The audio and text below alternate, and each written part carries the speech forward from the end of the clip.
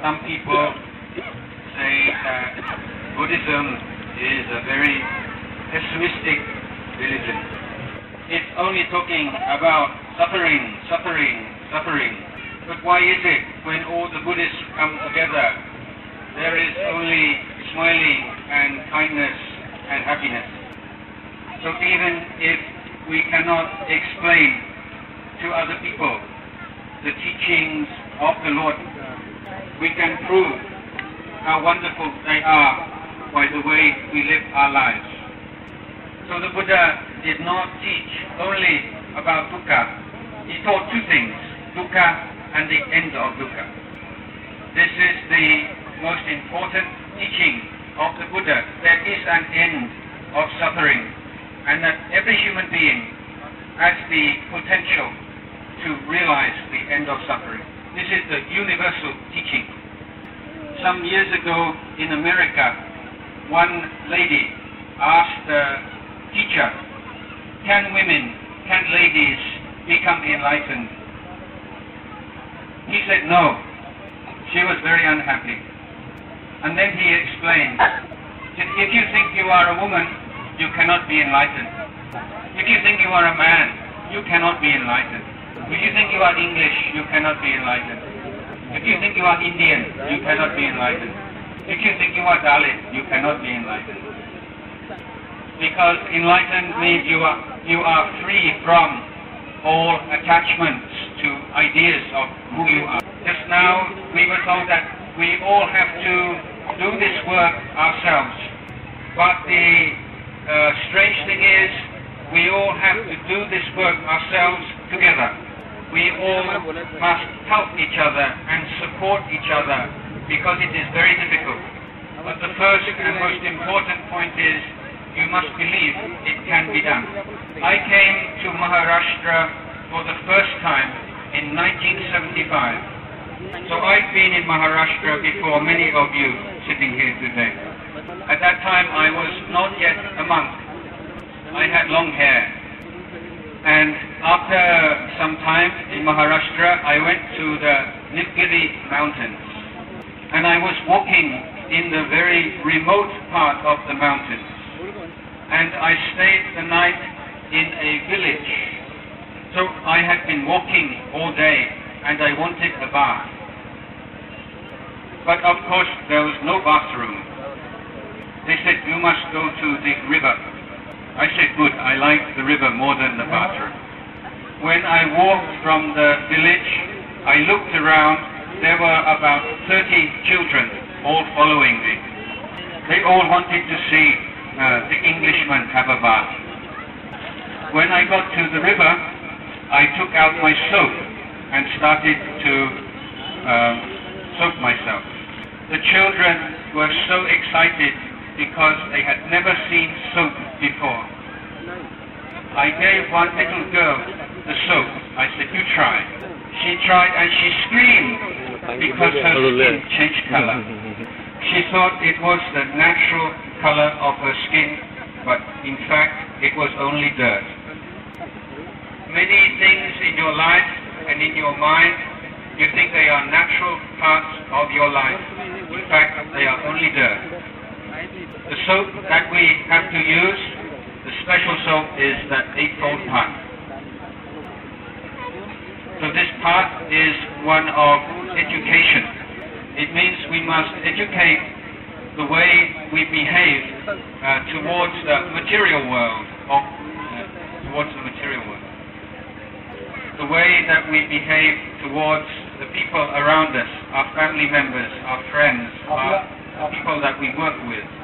We must educate our emotions and learn ways of reducing the negative emotions and promoting the positive emotion. And most importantly, the jewel of the Buddhist teaching is the development of wisdom and understanding. The beginning and most important is the education of our conduct, or what we call shila. Today we are sitting in a very hot weather, but we are not so hot because of the roof. Now the roof is able to protect us because of the pillars. The pillars are like shila. The Lord Buddha said you should protect your sila like you protect your eyes. Without sila, you are blind. These 5 precepts are so important, like 5 fingers. Even if you have 4, you're still disabled. You're not perfect in your body.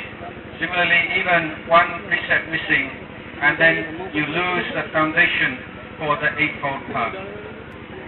We need a refuge and we need a map for our life.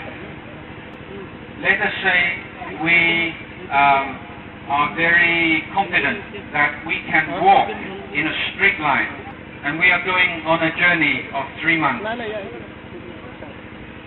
We're going to walk for 3 months in a straight line, but we don't have a compass, but never mind, we believe we know what is straight.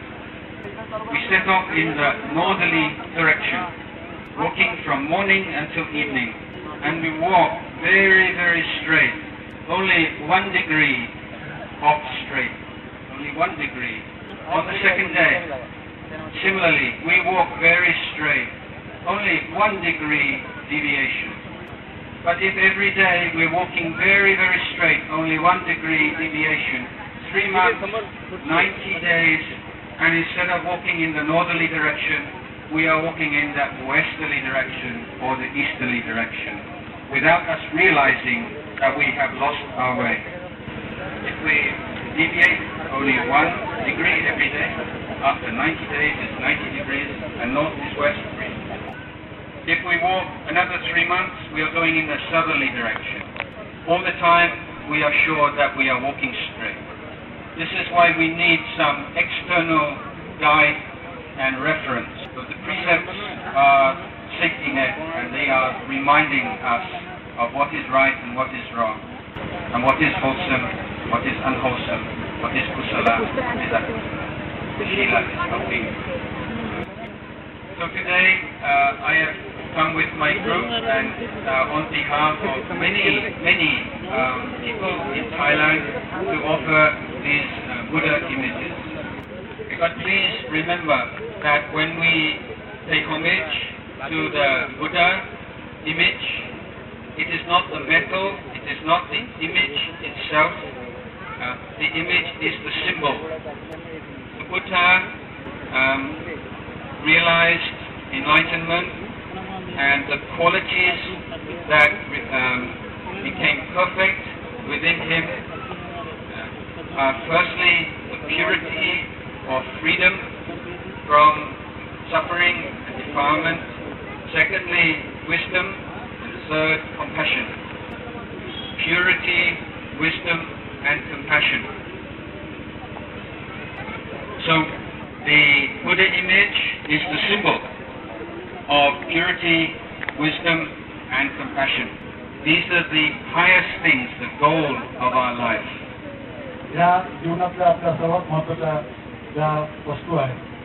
So when you bow to the Buddha, means you are bowing to purity, you are bowing to wisdom, you are bowing to compassion. So it's important to remember the meaning of the Buddha. It's like if your husband gives you the wedding ring or the jewelry, it's not important for the metal, but it's important for the meaning. It is a symbol of the love of your husband. So the Buddha is the symbol of these qualities, and when you look at the Buddha, you feel calm already. Even people from other countries, other religions, they like the Buddha image. Many people in Europe and America, they say, I am not Buddhist, but I like the Buddha image because when I am unhappy and I have stress and tension, I look at the Buddha and I feel calm and peaceful. Buddha is still and calm, but the Buddha his eyes are not closed. His eyes are open. It means he sees the suffering, but he has the smile of compassion. There is nothing anybody could do that the Buddha could not forgive. So we as followers of the Buddha, we follow in his footsteps. We say that if we have done some very bad thing in the past, we must forgive ourselves just as the Buddha would. And if anybody has hurt us and done things to cause us pain and suffering, then we must try to forgive them also. Letting go of anger and hatred is the purification of the mind, and it means you are following in the footsteps of the Buddha. The Buddha's compassion is for all beings. So if you are making the distinction and you're making the division, creating sectarian feeling, you're not following the Buddha's teaching. The Buddha once said to the monks, if you were walking in the forest and you were captured by the robbers, and they got a big saw, and they start to saw off your arm, this, sawing off your arm, very painful. But if you even had one thought of anger towards this man who is sawing off your arm, he said you are not a follower of the Buddha. If you have one thought of anger, then you are not a follower of. So if he is sawing off your arm, you're thinking, I hope he is not tired. I hope he's not getting blisters on his fingers. Now this is a very high level, but at least you can ask yourself, if there is someone who has hurt you in the past, it's probably not so bad as having your arm sawn off by the robber. So why can't you forgive them? Why can't you forgive yourself? So this education is something we all have to take responsibility for ourselves. And it's not enough to have the ideal alone. We all know that we should not be angry, that we should not hold grudges, that we should be kind. We know what we should be, but the problem is, how can we live that? How can we? To begin with, by being generous and kind, and by keeping the Shila, then we become good friends with ourselves. Only when you are a good friend with yourself can you be good friends with other people. And then you have the foundation that you can develop the inner training of the mind. Sometimes when I come to India, there's so many things I like. One thing I don't like is all the rubbish and garbage on the roadside. Throw rubbish by the side of it. If you see the big pile of rubbish and it's so dirty and it's so smelly, at least 90% of what you think every day is rubbish, just like that. It's a good job you can't smell it, otherwise you would have to hold your nose. So if you can clean this up and just take out all the rubbish thinking, then your mind will be so clear and clean and pleasant and happy. It is not that you should not think at all. Of course, we need to think sometimes. But with so much of our thinking is just going round and round and round in a circle about the past or about the future. The development of mindfulness and meditation is a way of inner hygiene, cleaning up your mind. If you look into a polluted stream of water, you can't see anything, it's just very dirty. But the Buddha said, when your mind is calm and clear, it's like a clear pool of water, and you can see, oh, that's a fish, that's a pebble, that is algae, you can see everything clearly. Now you don't have to ask anybody what is merit and demerit, punya and papa, what is kusala and akusala. You can see for yourself. When you see very clearly the negative emotions in your mind, you can see how important it is to meditate, to practice every day. When you see the good qualities, then the feeling that arises is gratitude. You feel so much gratitude to your parents and your teachers because you know without them these things would not have arisen. So in Buddhism, we don't just have these beliefs that we must hold on to very tightly and we must believe. The Buddha gave us tools and ways of understanding ourselves and removing the suffering and the causes of suffering. And the more that you practice in this way, the more light and bright and happy your life becomes. I feel myself very fortunate. I was born in a very backward, undeveloped country. I call England a backward, undeveloped country because there were no Buddhist monasteries, no Buddhist teachings. In spiritual terms, not third world country, but fourth world or fifth world country. Well, I had the good fortune to become a Buddhist monk, a bhikkhu, and from age of 20, I entered the monastery, and now I am almost 50. I am almost 50 years old, and I do not regret one single minute of the last 30 years. So I think very few people could say this. If you were to give me 100 crore to leave the monkhood, I would not accept. So if you love your children, especially your sons, and you want them to be very, very happy and to realize the best thing in life, you should hope that they will become the Buddhist monk. Because even if they get a good job and they make lots of money and very successful, it's not a sure thing that they become happy. But if they become a Buddhist monk and they lead the life of the Buddhist monk with sincerity and really try very hard, for sure they will be very happy. The last 2,500 years, in every country that has adopted Buddhism, the Buddhism has flourished where the Sangha has flourished. Where the Sangha has declined, Buddhism has declined. So I am very happy today to see so many people wearing the robe of the monk and the novice.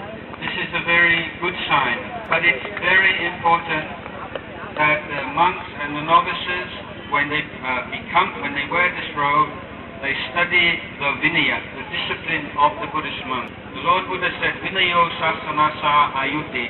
Vinaya is the lifeblood of the sasana. It's important that the monks and novices learn the Vinaya, but also the lay people. Because the Vinaya is quite hard to keep sometimes, it goes against the desires. But if the monks, they know that if I do this, then the lay people will criticize me, and then it will make some problem for the monastery. This can help them. So if the lay people know the discipline, then the monks, it helps the monks because they know if they do something wrong, then the lay people will criticize. So there are not just 227 rules, there are thousands of rules to learn. But it's like learning the musical instrument. Once you have learned all the notes, you can play the beautiful music. So as a monk and as a novice, you must always remember, you are not a lay person now. You should not act like a lay person. So there are so many rules. I give you one example of a small rule, but it's quite an important rule. The Buddha wanted us to live very simple life and to only have most basic of possessions. But the Buddha, now in the modern time, I think it's quite necessary sometimes to know the time. So the monk can have the watch or the clock. But although it is appropriate to have the watch, it should not be worn on the wrist because this is how the lay person wears the watch. So this is just one example of the mindfulness of and what is the appropriate dress for the monk. So I have just offered a few thoughts today on my short visit to Aurangabad, and I'm so happy to see so many people with the faith and the sincerity to practice the Buddhist teaching. But please always remember the Lord Buddha and his example. You should be constantly asking yourself, how can I live my life in order to be more wise, more compassionate, and for my mind to be more and more pure and free. So if you have an itch on your head, it's so itchy, don't stretch here, it won't get better. So find out where is the suffering. The suffering isn't in your husband or your wife or your mother or your father or your children or your next door neighbor or the people at work or the government. It's right here. So some things you can change, some things you can't change. Some things you can change, some things you can't change. So find what you can change and do the work there. And the more that the darkness is reduced, the more that the light increases. So may all of you experience less and less darkness and more brightness and clarity and happiness in your life. May the virtues of the Buddha and the Dhamma and the Sangha guide and protect you in your life. May you develop with Ayu, Manu, Sukhan, Palang.